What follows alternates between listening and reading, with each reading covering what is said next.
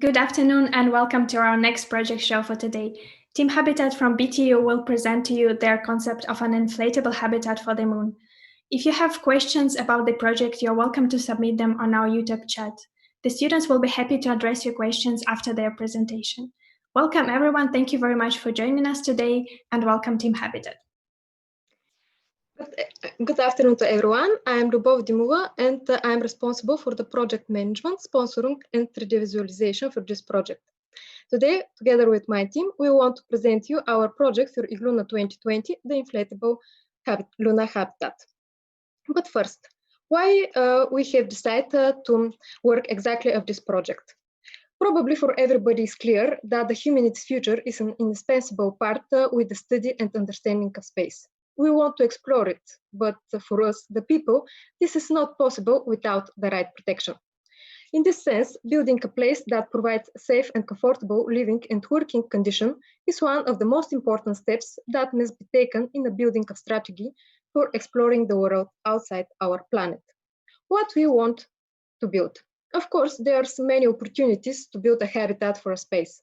But for us, it is important to make a design that is not only a vision for the future, but also can be used now, here on Earth. For this reason, we designed an inflatable habitat model that can be tested and used in terms of extreme conditions. After improving the individual elements and adjusting to the space, this model will be a building block for a small village on the moon, located in lava tubes. How we construct our habitat? The lunar habitat is an inflatable, flexible dome structure with a visible inflatable support structure. Inside is separated by an airlock and offers space for scientific experiments in extreme conditions. For us, it was very important our habitat to have following qualities. Less weight, that means minimize footprint for the transportation. To be flexible, measure time for assembling and disassembling. Light condition, more as 30% transparent. To be stable against mechanical impacts, and the climate regulation. Actually, the climate regulation is very important for us because we want to provide a place for experiments with plants. Who we are? We are architecture master students from BTU Cottbus-Senftenberg in Germany. You can see our supervising professor for structural design and engineering, architecture and construction, and humans factor. And here is the other part of our team. We divide our responsibility to material research, design, management and communication, sponsoring, and 3D visualization. Now I want to give the word to Maria. Well, how did we begin? For the concept, the idea is to start thinking about several elements that it was important to follow. As first, we thought about the inflatable structure because we needed a light structure that it has also a safe system. It's easy to transport because it's we need to test this first in the Earth and also send it to the moon. Also flexible and adaptable to the structure. Well, then for the floor structure, it was important to insulate the layer and to regularize the floor and anchor the structure to make the habitat more stable. For the protective layers, it was important to develop layers either for the Earth and for the moon, and it was important to create this insulate habitat and protect it from the outside to endure the correct environment in the inside. Then we thought about an aerodynamic structure that it's more stable for the wind and to keep the habitat secure and ready to endure the external variables. Also, in the moon, it was ideal to have this aerodynamic structure because the habitat that we needed to test shouldn't be changing also in the moon. And at the end, we decided to also take in consideration the climate regulations because we need a suitable environment for the people and experiments inside of the habitat. Next. Well, then for the approaches, the first idea that we had, it's had this tube that is very clean in this idea and have been surrounding this structure, but then we had some troubles when we were doing the design and we realized that the corridor was really narrow to have experiments inside, as well as the people that was going to work inside, and also the beams that were going to be surrounding the structure were going to be below. So that's that was really a difficulty. Next, please. Then we realized that it was better to have an aerodynamic shape, because also we needed to try this on the Earth, and it's important for the habitat to be able to be stable in the Earth and to be attached. Also, the beams, when you inflate the beams, the beams are mostly rounded, so that's why we decided to actually make this structure. Next. Then the aerodynamic shape version, but thinking about the Earth, we also add this outside shell that it was going to be anchored to the floor and try to stabilize this habitat, and then also anchoring this to the frame that we were going to have, and also thinking about the climate technical system. Next. Well, what is our overall product supposed to do? Well, it was important that the inflatable habitat must provide safe and comfortable living working conditions for humans, plants in extreme environment conditions. It should be easy to transport, assemble, and disassemble, an ergonomic model capable of being adaptable both in the Earth and in the Moon, whether it's alone or part of a set, protection against external circumstances, and stability. Next. So, hello, my name is Jana Asif. I'm gonna continue with the presentation now, and also an architecture student of the BTU Cottbus. And yes, so the project on Earth. The habitat on Earth has some elements that will help with the stability and the performance during the testing, such as the outer structure to protect from the wind and the weather, the material of the protective layers, or the climate technical system. And now we're gonna show you for 30 seconds a short video to show you how we would build our habitat up.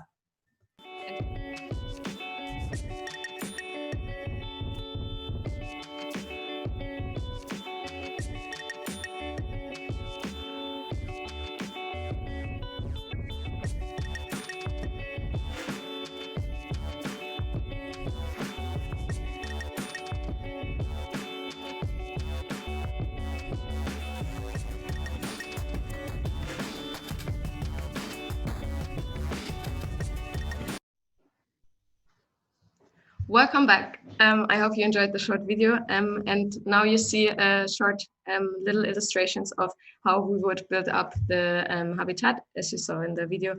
And we have like some parts of them, like main systems, the outer skin, the inflatable pipes, inside skin, the floor system, and the airlock system. Next, please.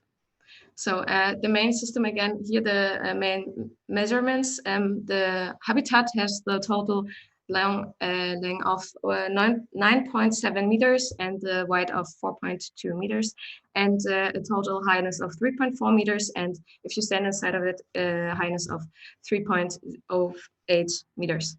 And as you can see also, the human aspect is also important for us.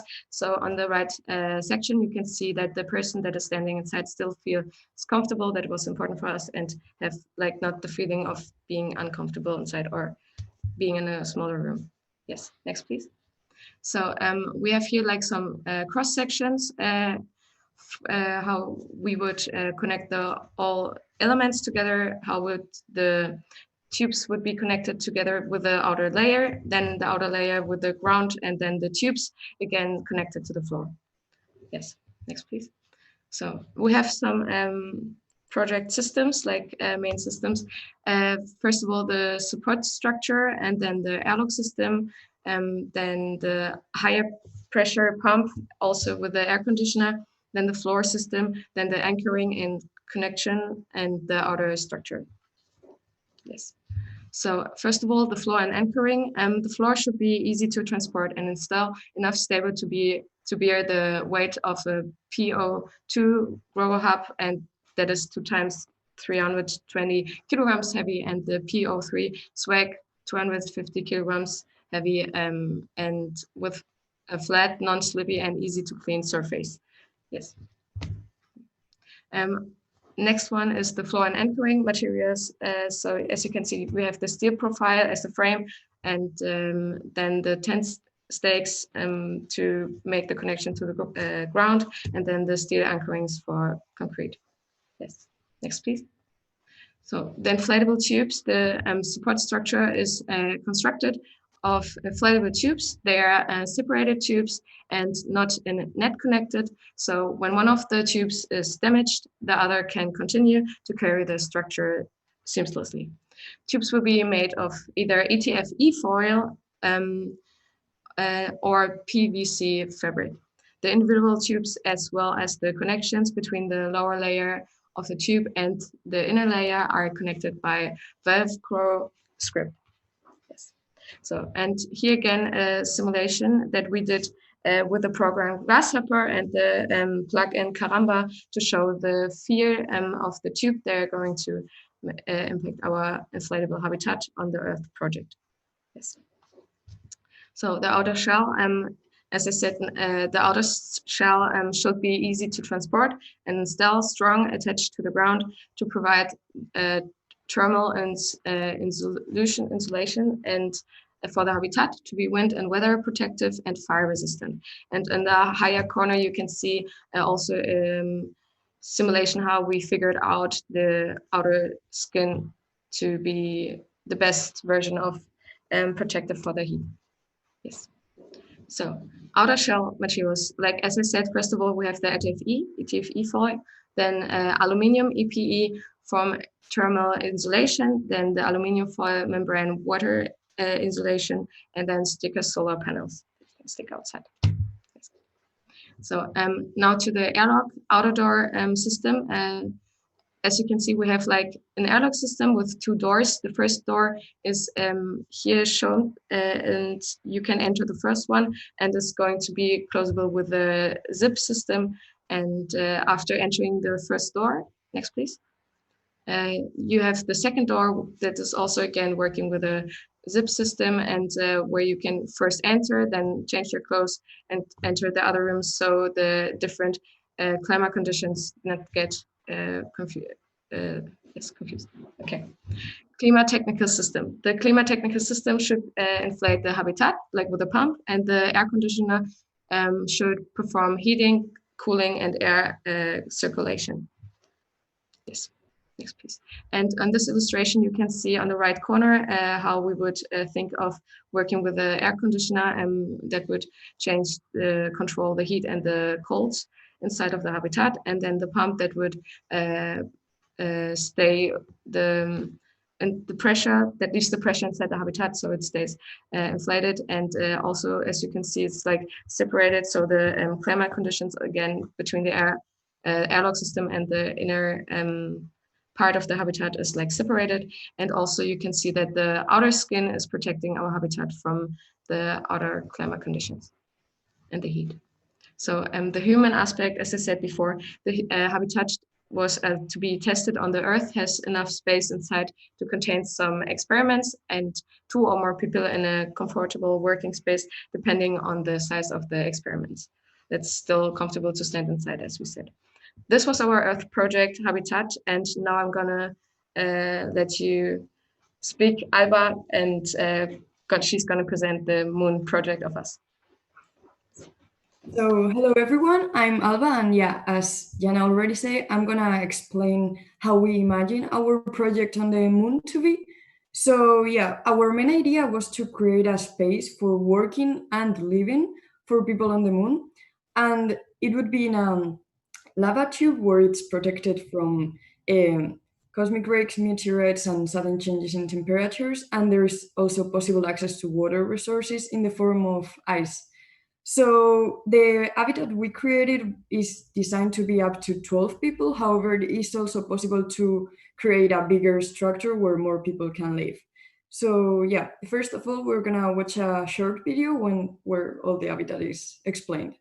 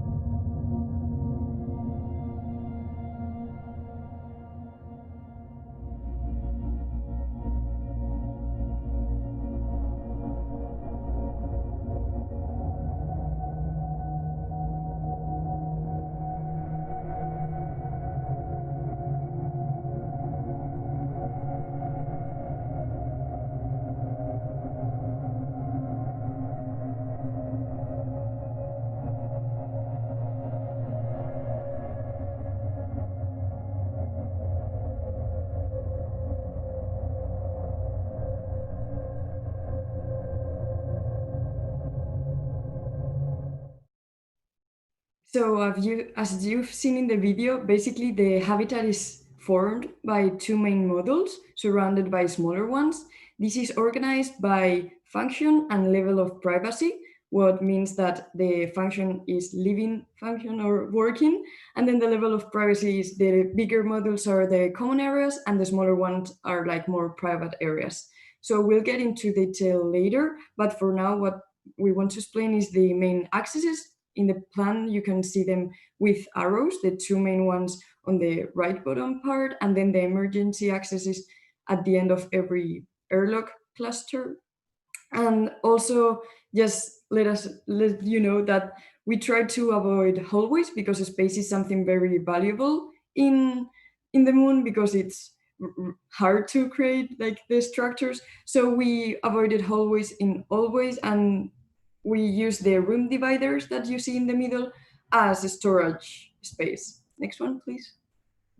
So this is the first section we want to show you, that cuts through the common module of the living space. So as you can see, there is a core in the middle. We always use the cores as space for toilet or the electric supply and the water supply. And this core doesn't go to the ceiling. So there is like another space above it where people can also like be and chill and everything. And in this space, it's thought to be like more a living area, exercise area, place to be with the other people and meet. Next one, please. In this section, you can see a cut through the other main module, the greenhouse and working area, where you also can see in the middle the core that I spoke about before. And in this case, in this core, there is a smaller toilet and a grow hub with plants, and also a technical room. And on the other side, you can see a cut through the sleeping quarters module, that every sleeping quarter is for two people, and here you can see there is a bed, a table, and a storage place, private. Next one, please. So yeah, the main measures we already know from the smaller ones because they are like just the same as my colleagues explained before. But for this, we also created a bigger module to host like the common spaces that are thought to be for more people at the same time, whose height would be 4.5 meters in the middle. So it's perfect to have like the double height we were talking about before, and the and it would be like 130 square meters big. So it's okay for what we look for. Next one, please. So, okay, getting into detail, the living and common area, this would be the bigger module that was on the left, as we saw before. In the middle, you can see the core that I already talked about with two toilets, the core with the electrical and water supply, the kitchen to the left, and then the storage around it. Also, you can see a little, the one before. You can see the little arrows around it. Those are curtains that could move around it. So there is no fixed walls. And we can choose whether to have a really big open space altogether or just divide it in smaller spaces with the curtains. Next one, please. So this would be the other big module, the greenhouse one, where, as I explained before, there is a grow hub with a small toilet in the middle and a technical room and storage space around it. And then there is also tables and spots to work with the other people. Next one, please. The sleeping quarter, as I said before, it's thought to be for two people, and it has like the minimal things that a person needs to have. So yeah. Next one, please. This would be the other smaller modules that we thought to be next to the working main greenhouse module, that are the scientific laboratories where people can also like work by themselves or with other people. Hi, I'm Carlos, and you may be wondering what are the difference between the module and the Earth and the big space village community in the moon. So the main difference are specifically the subsystems in the modules. So the floor anchoring for the Earth, we need a very strong anchoring point due to extreme weather conditions in the Mount Pilatus, because we were thinking about putting this module and testing it in the Mount Pilatus in the field campaign. So we need this very strong anchoring point because of the wind and extreme weather conditions that we have. For the moon, we don't need that much strength because we're thinking about working in the lava tubes, so we don't have wind and we don't have this gravity that we need. So we only need to keep it in the ground, and that would be pretty much it. For the airlock, we need a very strong airlock for the moon, and we don't need it so much for the Earth. Why? Because in the Earth we have the air, like we can breathe the Earth, so we don't need this this so perfect airlock working. But we need still to keep the air pressure inside of the habitat because of the plants that we're working on and the experiments. The layers and foils for the Earth, we need several layers because also the extreme weather conditions in Mount Pilatus, we have a lot of sun, and this can be a very risky thing to be aware. So we need a lot of layers to be protecting, either absorbing or reflecting all the sun rays. In the Earth, also we're working lava tubes, so we don't have that much sun rays affecting the habitat. We only need insulation layers because we're working still in outer space, and we also have, like, it's still present. For the structure, in the Earth, we're working in one module. So this one module contains the PO2 Global Hub and the PO3 SWAG, and we only need the structure for these two experiments and the people that is working on them. But for the moon, we're working in a space village community. So we have to make sure that we also have this joins together with the bigger modules solved, because that would be some minor changes in the structure. Next, please. Okay, so we already consider some risk that we have, specifically in the Earth. So this risk would be the weather conditions in the same Mount Pilatus. That could be, for example, windstorm or a snowstorm. That could the effect would be that the connection is not strong enough, so the habitat would be like flown away, and that we don't want that. So the mitigation is we'd have several layers and separate pipes to keep the whole habitat safe. And we also have fire and electricity. For the electricity, we could cause a shortcut with one of the experiments or all the technical facilities, and that could start a fire. Also, this fire could start by itself, and to mitigate that, we would have a layer protecting for the electricity, and we also have a knife that we could, like an emergency knife, that we could also use to open the habitat and go out. This would be only in the Earth, because in the moon, of course, we can't go out like easily like that. But we also have things prepared. Next. So we consider this risk as in likelihood and severity. And likelihood would be for all of those very low, but with a very high severity, because we're risking lives and we're risking the experiments. But the mitigation actions are very strong and they could easily work. So the likelihood, it's very, very low now, and the severity will be still high, but it's not that easily to happen. And for this financial part, we could have these sponsors not collaborating because we had this coronavirus at the beginning of the year, what still is, but now we're kind of going on it. And the risk is that these sponsors are not collaborating, but and the severity would be very high. But hopefully with this presentation and all other people can join and be interested in our project and can help us to secure this project. Next. So what are our next steps for IGLUNA 2021? Our next steps would be building this habitat. Because of the coronavirus, we couldn't build it as we thought about it at the beginning. So for the next year, we would be developing this module and building it for real. for the physical field campaign as we planned. And of course, we would be optimizing it. That means making it more light, more productive. So we could have like a cheaper version of the same project, or even better. And we're always looking for having a comfortable place for comfortable space for humans and a productive space for experiments. Next.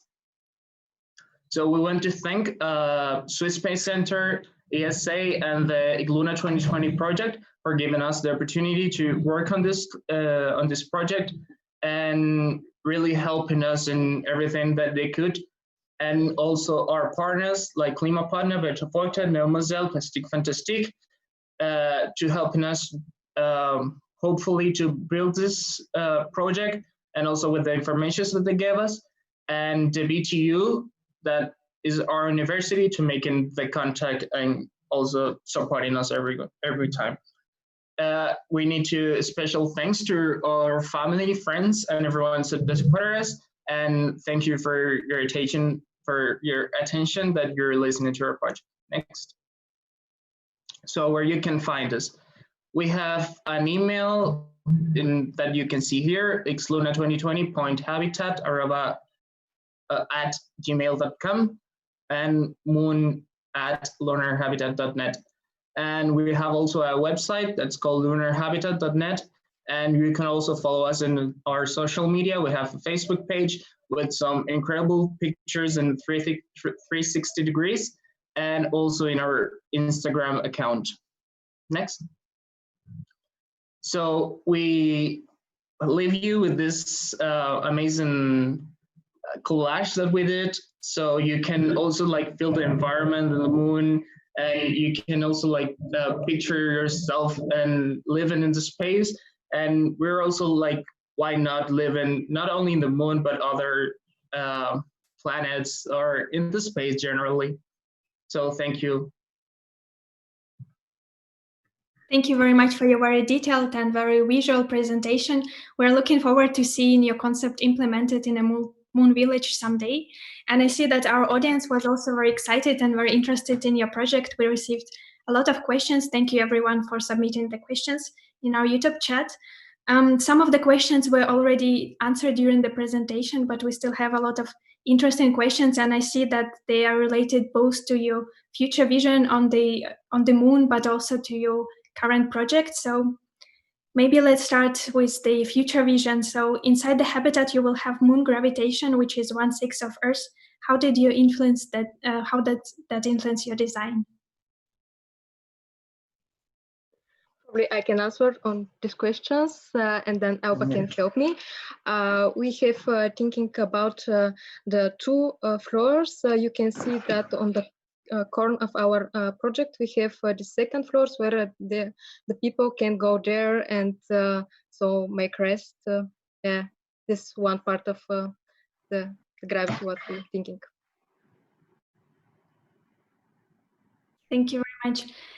I have another question from the audience. Will the astronauts be protected from radiation when they are inside your habitat?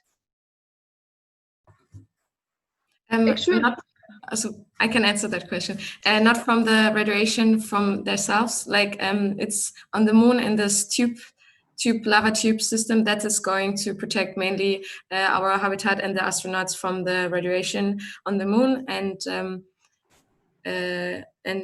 in other way the habitat in general going to protect also, but mainly the lava tubes on the moon. Yes. Thank you very much. What design features were taken into account to ensure the human well-being aspect? Can you repeat, please? As it was said before, we thought about the human aspect of people. Like, we thought of what it could be for a person to live inside a place like that. So thinking about the heights and the space all over it. So yeah, I don't know, with that, we created, like, as they told, first the smaller habitats and then the bigger ones following that design. And in both of them versions, we still have the focus on the human aspect, so that the human feel comfortable inside of it, with the size of the smaller habitat, that it's still really not feeling inside a smaller room. You have the freedom, even though there are these machines inside of them that we're going to build or have inside our Earth habitat, and the Moon project habitat of us is like still also focusing on the human aspect. That's why we have this green space areas, and so you have still the feeling of being comfortable and being surrounded by something that you like and enjoy, like the nature or something that we humans need. And this is what we had in focus. Yes. Great. So I see that indeed you considered the human well-being into the design of your habitat, but actually I have someone from the public asking you, would you also think about having pets into the habitat in the future on the Moon? I'm not really sure if it's gonna work that well. They were trying to send some pets to the Moon. Could work. I'm not 100% sure, but why not? Why not? So sure. Another question, guessing at some point it will be needed to clean the habitat because of the dust from the Moon. Will the astronauts do that with your design? We haven't really thinking about this part, because we was concentrate of the Earth prototype, but yes, possibly. Yeah, we should thinking about it. Thank you. And still on the Moon topic, will you be able to build everything with the equipment directly on the Moon, or would you have to bring everything from Earth to the Moon and build it there? Actually, we need to bring this to the Moon. So this is the idea from the inflatable structure. So we need not so much place in the rocket, but we need to take this from the Earth, and it's not possible from there to use technology. And that's also the reason why we use the ETF e-foil, because it's like a different type of plastic. So you can transport it in a smaller size, and you can inflate it, and then you have this shape, and you can use with the air and pressure that it stays in shape, and you can get sizes that are like huge, and where you win from a smaller size to bigger size. So yes, the reason why we choose that material. But we need things to build this up at the Moon, yes. So you mentioned bringing with the rocket. I think it also answers one of the further questions that we had. The question was, with its current status, would your system fit into the rocket, or is it a bit too bulky at the moment? I suppose you have already answered that question as well. Did you consider your inflatable habitat on the lunar surface, but surrounded, covered by lunar regolith 3D print material, with the inflatable habitat providing support during 3D print? Yes, actually, this is a good idea to have the surrounding layers from regolith, but we have one time with the lava tubes. Probably a second time will not will be good idea. I have another question from the audience as well. Have you considered micrometeorite impacts and the potential regolith debris that could be thrown at the habitat? Yes, we have like a different type of we have a different type of layers. So one of them is also protecting of the micro things. And in general, as we said, it's going to be built and inflated inside of one of the lava tubes in the Moon. So there's a lower risk of getting hit by micro things that are flying around in this space. And in general, also our tube system is like also as a construction stabilizing system. So if something's going to fall on it or something, it's going to protect the habitat in general, the inflated one. Yes. Thank you very much. That was a very interesting discussion about your future vision. Now back to the Earth and to the current project. I have a question. What gas do you use to inflate the tubes of your habitat? What? What gas do you use to inflate the tubes of your habitat? We were like actually thinking of, on the Earth project, it was planned to use let's say just air. We know that on the moon it's like going to be like a little bit more difficult, but there are like still scientists actually working on that. Like I heard of some machines to get some from the water or something, some oxygen, so to inflate things at the moon, on the moon. So we have to wait of like some cooperation with other scientists, but it's just planned with air actually. Thank you very much for your answer. And I see someone from the public is also really interested. Can students from other universities, and how can they get involved into your project? Actually, they can write us in the email or Facebook, and we will speak together. And for the next year, it's very big pleasure to work with other university too. Yeah, we welcome everyone. Thank you very much. That was a very interesting Q&A session. We still have some time in case you would like to say something to the public, some last thoughts to share. It's your chance. If not, then I would like to conclude this session. Thank you very much, Team Habitat, for your very nice presentation. Thanks everyone for submitting the questions. That was a very interesting discussion to get to know your project a little bit better. And thank you for watching us. Please stay tuned. There will be a talk from Swiss astronaut Claude Nicolier in about an hour from now, so make sure not to miss it. Thank you very much. Have a nice day and goodbye.